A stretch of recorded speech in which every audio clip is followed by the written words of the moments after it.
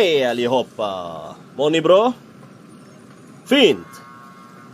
Mellanstadiet, högstadiet, även gymnasiestudenter.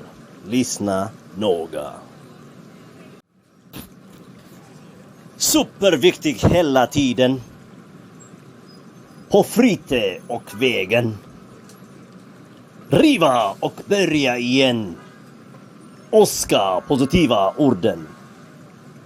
Kan ni hålla den? Ja! Mellanstadiet och högstadiet.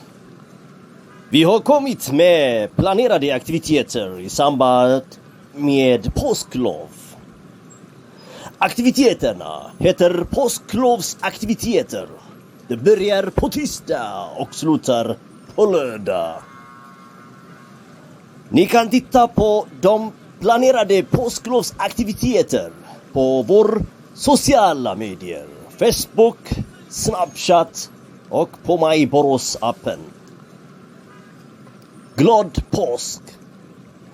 På återseende! Hej då!